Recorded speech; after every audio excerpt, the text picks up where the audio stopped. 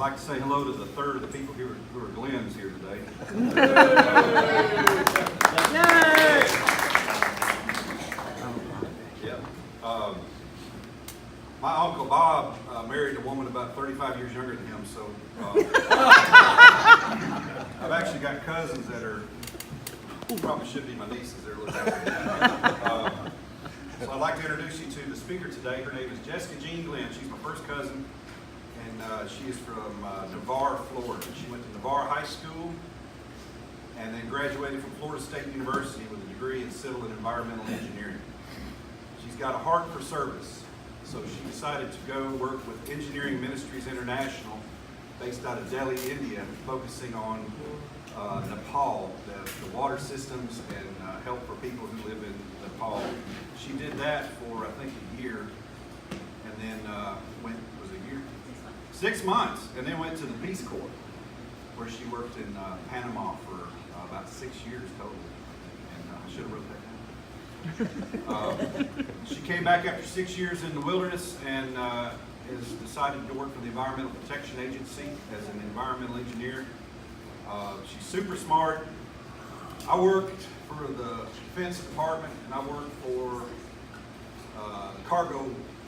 air cargo business, and I've known some tough people in my life. This is probably one of the toughest people I've ever known. So please say hello to Jessica Jean Glenn.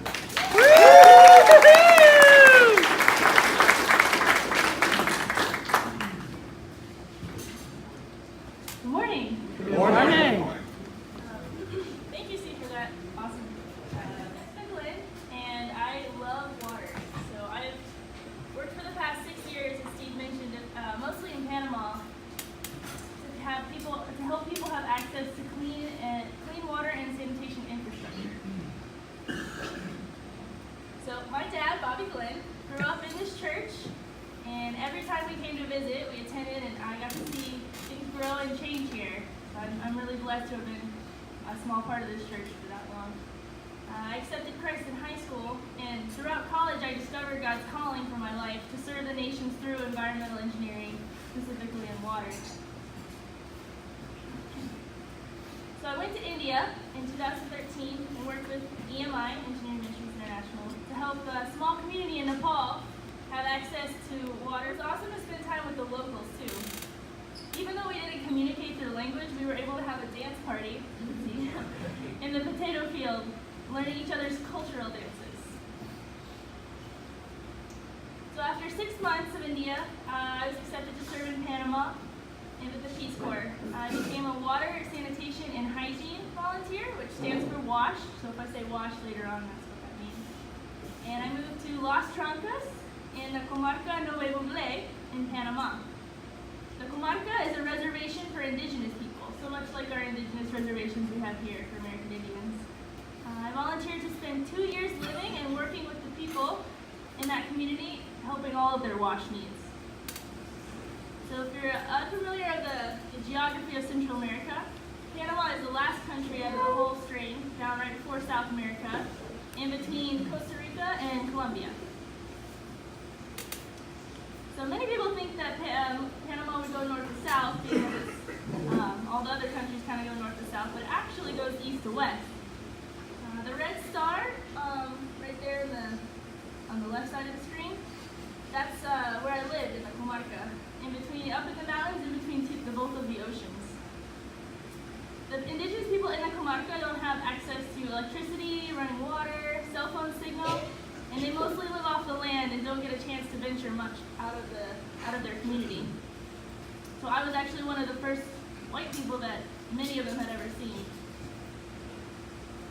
The community was so welcoming to me.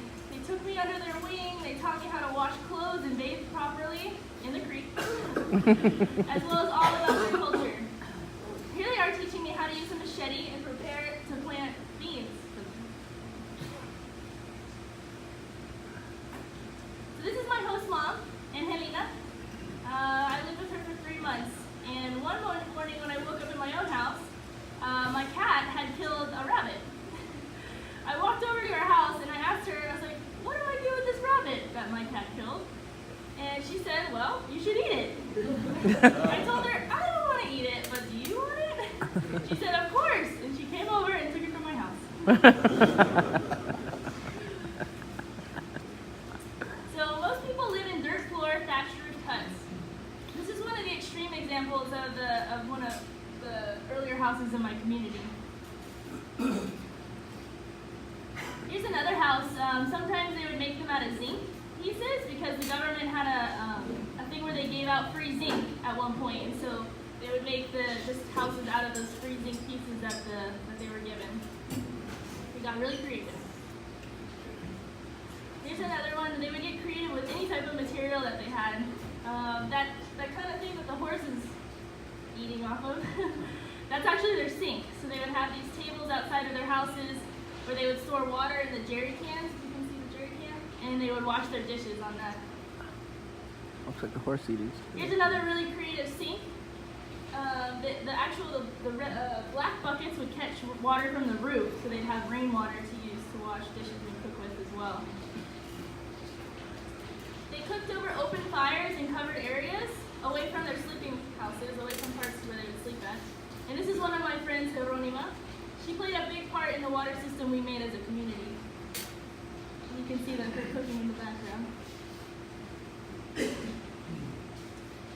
This is my host family home where I lived for 3 months while living in Las Trancas. I stayed in the only room with the door to my host family house, and it's down in the lower right here. You can see the door. That was the entrance to my room. That's my host sister Lydia. They didn't really have solid walls, and each person shared a bed with 2 or 3 other members of their family. They liked that though. They felt alone if they slept by themselves. And the latrine is a bathroom, a hole in the ground basically, and we all share that just to the left right there. And then that's just a picture of in between the kitchen house and the sleeping house. So the culture in the comarca is very matriarchal. The older women are the heads of the household and usually end up raising the children and the grandchildren. Men make up about 25% of the community and usually live on the outside of the community, helping to make money to send back to their families. Or if they do live in the community, they're leaders and they tend to the farms and make up the church population. They make up the church leadership. So this is my host family. This is most of her children, and Helena had 12 kids. And so this is just a part of her kids. And then all of her kids are the adults, and then all of the children are the grandchildren. And there I am over there, on the right, to the left.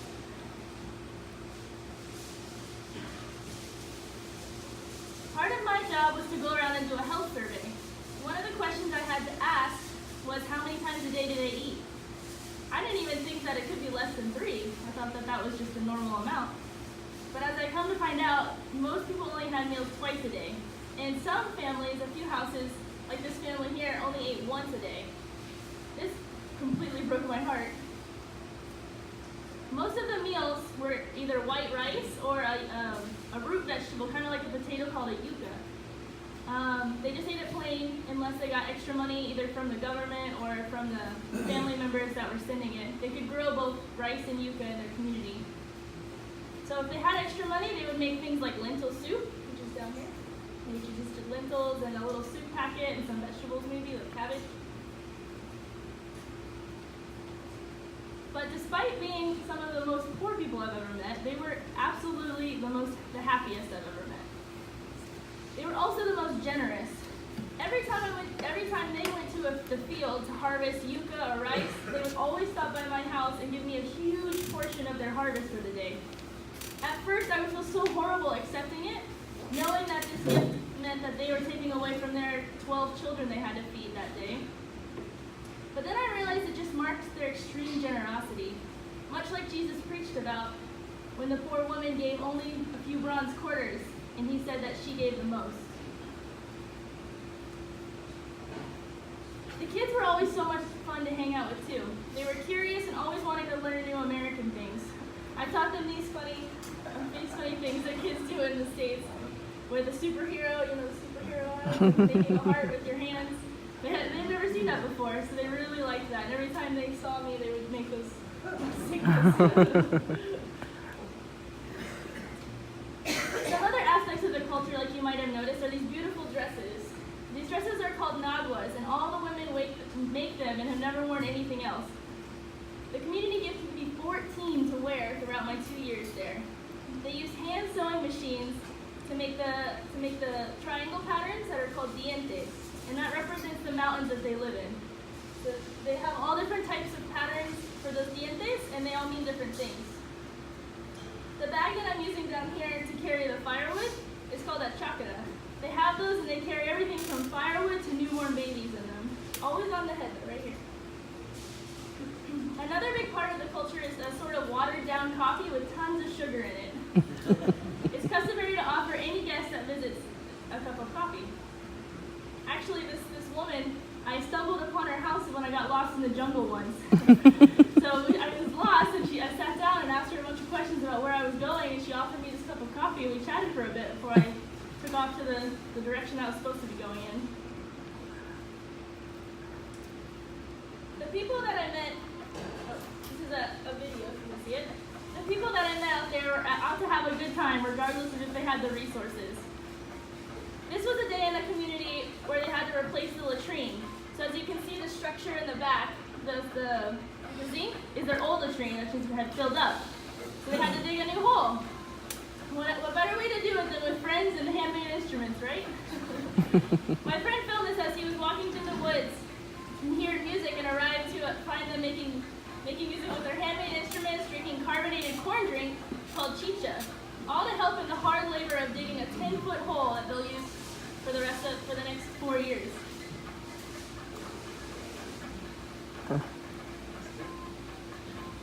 Having a good time, aren't they?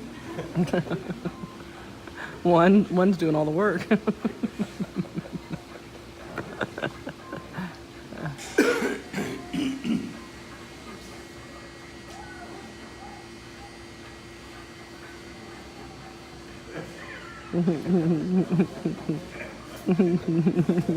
It's like moonshine, maybe. I don't know.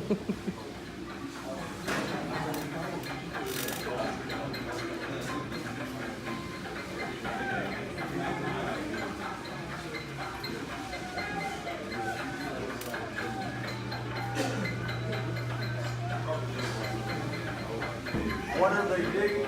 A latrine. A latrine. Oh, the fruit plate. Yeah. I'll explain it to you later. I was in the Army.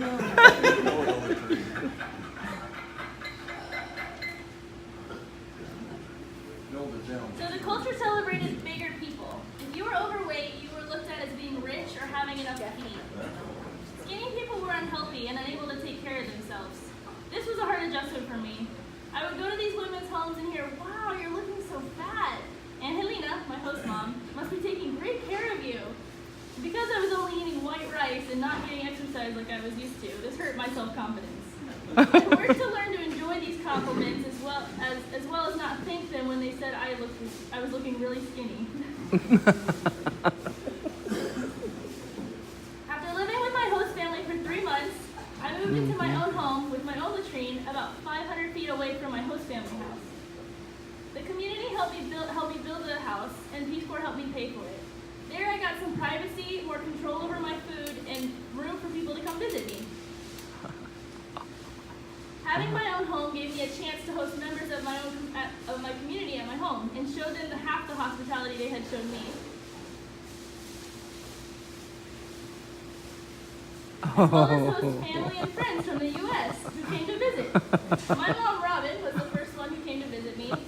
She's here posing with the place that I used to bathe. I think she laughed through the entire time in disbelief that's where I bathed and would be bathing for the next 2 years.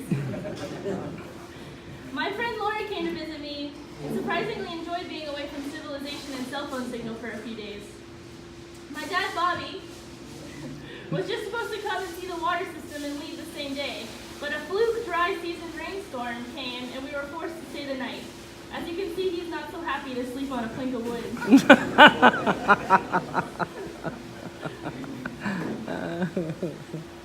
My guests might not have been able to appreciate my house, but it sure did start to feel like a home for me. This is a photo of my kitchen area where I would wash dishes outside of that window. This was also the bedroom where I made sure the mosquito net was very tightly tucked in every night. I found many critters in my home, such as snakes, bats, frogs, lizards, scorpions,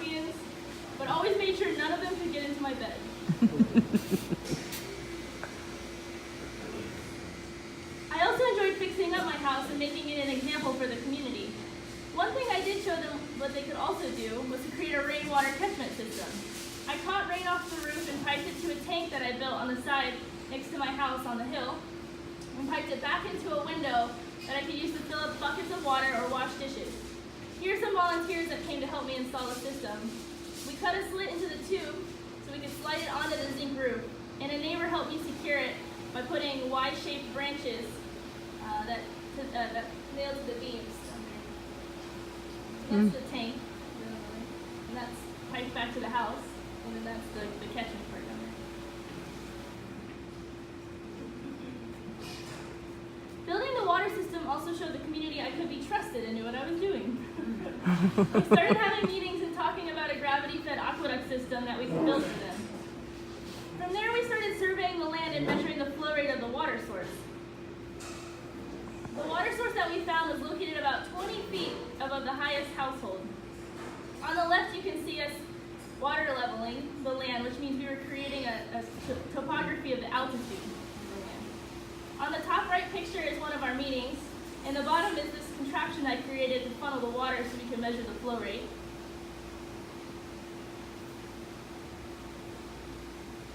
So once we found the source, we cleaned it out, and we found the bedrock underneath. As you can see in the top right corner, that's when we cleaned it all out, and it's hard rock.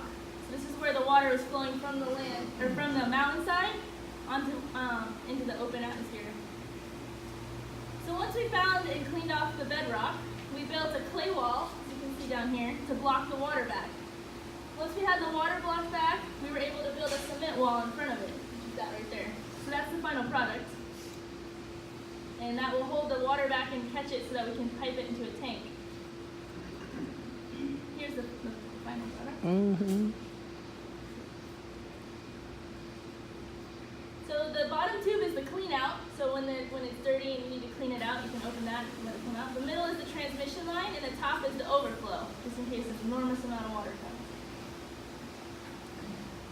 So from there, we had to tube the water down about 10 feet in elevation to a storage tank. We all learned together how to build a cement block tank and worked on it every day.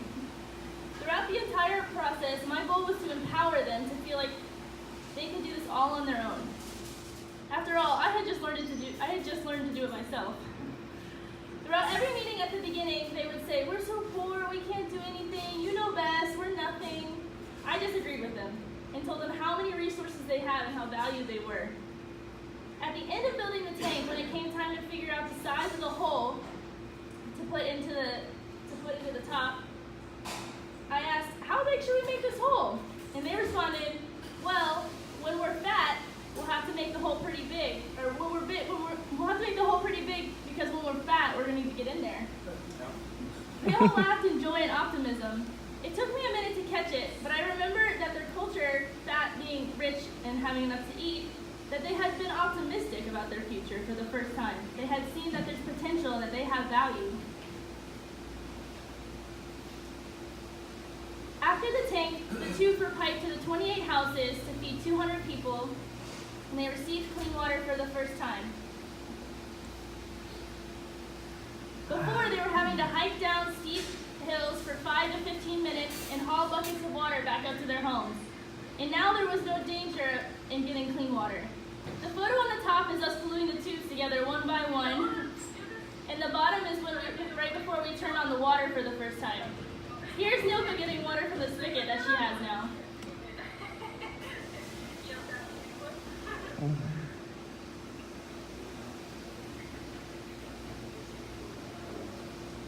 Also, I don't know if you heard that, but they called me Meliko. That was my name in Novere, Meliko.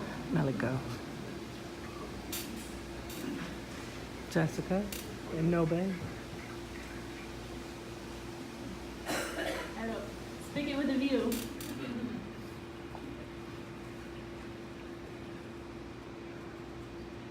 After everything was said and done, my 2 years was coming to an end. I wanted to give them one last treat from the U.S., so I planned a movie night right before I was about to leave for the whole community. Most of them had never seen a movie before. I borrowed a battery-powered projector and a white piece of cloth and played the only movie I had in Spanish, Pocahontas. I was so excited and even made them popcorn. It wasn't until after the movie started that I realized the irony a movie to indigenous people about a bunch of white people who came in to kill Indians. Oh no. I didn't say anything, but I hid in the pastor's house at the beginning in embarrassment. The last week, right before I left, they threw me a huge despedida, or a goodbye party. Everyone in the community showed up, and there were many beautiful words shared. So many people were so grateful to have me there, and I teared up myself trying to express my own deep gratitude to them and all they had taught me. Throughout the 2 years, I can guarantee they did more for me than I could have ever done for them. Once I left the community, I had the opportunity to stay in the area and help other volunteers on technical projects within their community. So I spent the next year traveling around the country working with the newer volunteers in their communities to design water systems for their specific communities. So here are some other volunteers and us breaking an old system, measuring a new one, and this was a volunteer that I was helping. I then got hired to train volunteers once they arrived in country on all things water systems and integrations into their communities. I spent over 2 years living in Panama City working with new and existing volunteers throughout their 2-year service in rural communities. Here's me and a group of volunteers I trained, up in the top right. And then this photo is of one of my favorite volunteers, Hannah, or during an important meeting where we assessed what they'd be doing for the next 2 years. And then this last one was also a similar meeting. They always would tell the people that they were meeting with the boss, although I didn't really feel like a boss. And that's all I've got. Do you have any questions? Would you do it again? 100% yes. Did the water ever run dry, that spring up there? Yeah, that's a good point. In the dry season, it would get really, really low. So we worked with them in order to conserve water. And so in the dry season, there wasn't any rain, so they would have to go down to bathe, and they would have to go down to wash their clothes. But since there wasn't a lot of mud or a lot of snakes around during the dry season, it was a little safer. What did they do for church? Was there a church up there? Yeah, they had a church. They had multiple different churches, actually. There was a Seventh-day Adventist, there was an evangelical, and there was actually a few evangelical churches kind of spread over the community. They were smaller, like home church feel kind of things, where there would just be a few families that would meet together. Yeah. Is that a bag of candy corn on her head? Real corn.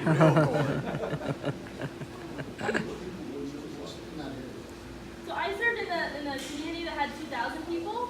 So we worked with just a small sector of them to get their water system going. And then after that, I had 2 more volunteers follow up after me to work with the other sectors of the community.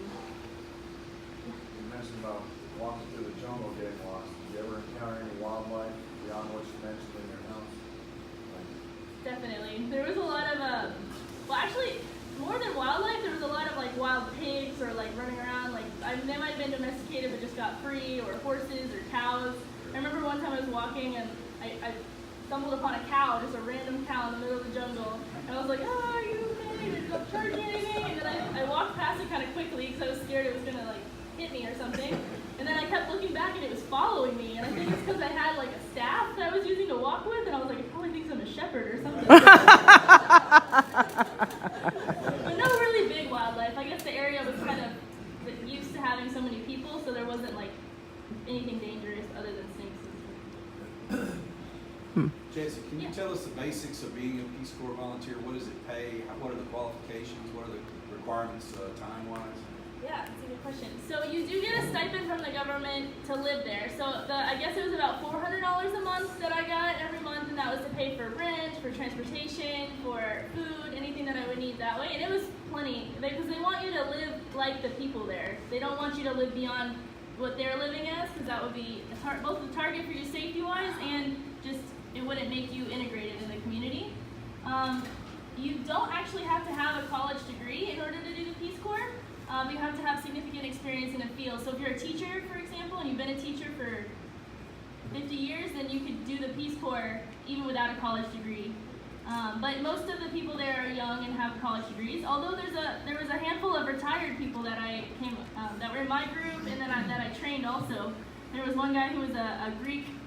He was from Greece, who had become a U.S. citizen and was an engineering professor for 30 years, and then him and his wife retired, and then they joined the Peace Corps in Panama. So it's for any age between 18 and however old you can still walk. What's the commitment time-wise? 2 years. So across the board. There are shorter ones that are called response positions, but those are mostly for return Peace Corps volunteers, so people who already did Peace Corps in the past and they can come and serve another year in any other country kind of thing. But occasionally they'll accept people who didn't serve in Peace Corps to do those shorter ones. How many people were in you? So in my group there were 25 just for WASH, but then we partnered with agriculture groups, so there's 50 total that came in at the same time to Panama. But in the whole country there's 200 because there's 4 different sectors. There's the teaching English, the WASH, which I was, then the agriculture, and then community conservation, which was doing like reforestation and trash management. Yes? They produce any coffee? Yes, definitely. They produce a lot of coffee, they produce a lot of cacao to make chocolate. Those are their two biggest exports that the volunteers who did agriculture worked with them on. But other than that, they did a lot of sustenance farming, like corn, rice, yucca, things that they would support for their families. Questions? Yes? How long did it take to dig the latrine? That's a good question. I guess in that situation it probably just took one day, but if you're doing it by yourself, it usually takes a few days. But they would rotate. So the guy in the hole, once he got tired, he'd get out and someone else would get back in. So they could probably do it in one day. Dig a 10-foot hole that's like probably 3 feet by 3 feet kind of thing. And I guess the music helps them keep beat and does that. Exactly, like in the railroad.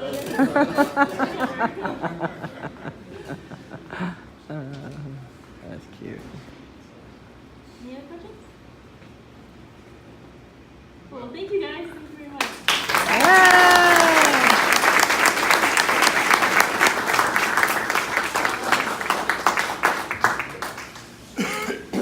Thank you, Jesse.